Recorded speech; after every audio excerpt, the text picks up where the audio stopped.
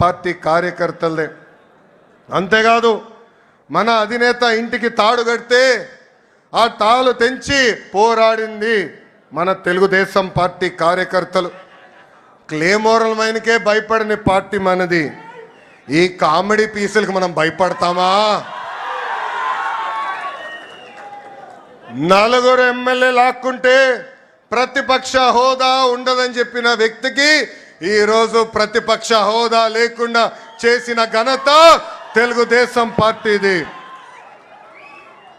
చివరికి ప్యాలెస్లు కూడా మనం బద్దలు కొట్టాం.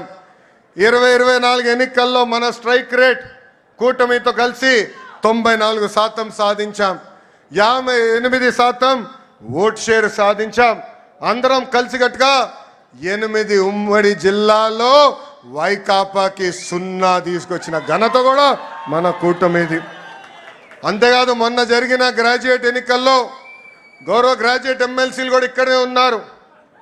ఆనాడే చెప్పా, ఈవీఎం అయినా బ్యాలెట్ అయినా గెలుపు మనదే.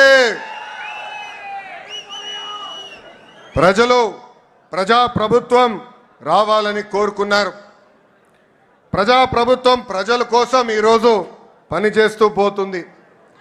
పేదరికం లేని సమాజమే మన లక్ష్యం. చాలని 200 రూపాయల పెన్షన్ 5 సంవత్సరాల్లో 2000 రూపాయలు చేసిన ఘనత తెలుగుదేశం పార్టీ. ఈరోజు అదే పెన్షన్ని 4000 రూపాయలు కూడా చేసిన ఘనత మన పార్టీకి దక్కుతుంది.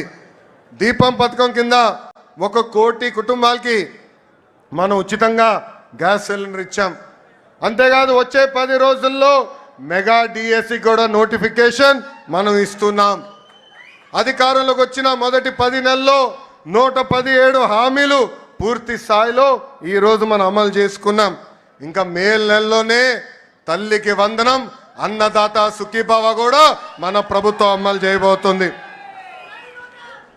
తెలుగుదేశం పార్టీలో కార్యకర్తలే మా అధినేతలు. ఈ మాట నేను ఊరికే అంటం లేదు.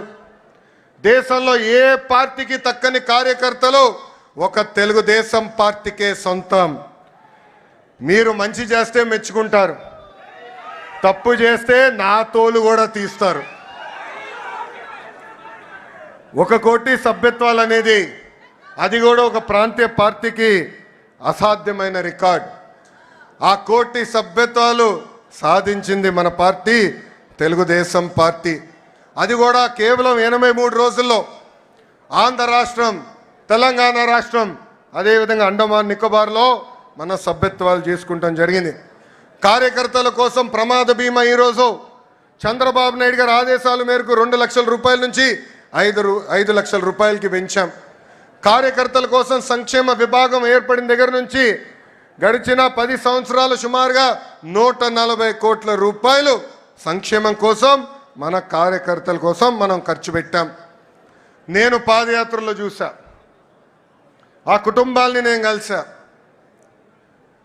2004లో ఫ్యాక్షన్ దాడిలో ఆనాడు కాంగ్రెస్ పాలకులు మన కార్యకర్తల్ని చంపేస్తే వాళ్ళ పిల్లల్ని సొంత పిల్లలుగా దత్తకు తీసుకుని చదివించిన గొప్ప నాయకుడు మన నాయకుడు చంద్రబాబు నాయుడు గారు.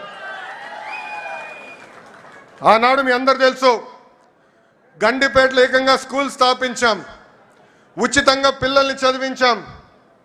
ఏదో చదువు చెప్పి వదిలేస్తాం కాదు, ఇంటర్ కానీ ఇంజనీరింగ్ కానీ చివరికి వాళ్ళ ఉద్యోగాలు వచ్చే వరకు కూడా వాళ్ళకి అండగా నిలబడింది మన నాయకుడు చంద్రబాబు నాయుడు గారు. భారతదేశ చరిత్రలో ఏ పార్టీలో అది జరగలేదు. ఈరోజు ఒక మాటలో చెప్పాలంటే మనందరి అదృష్టం, ఇంత గొప్ప నాయకుడు మనకు అధ్యక్షుడిగా ఉంటాం. నేను అనేక సందర్భాల్లో చెప్పా,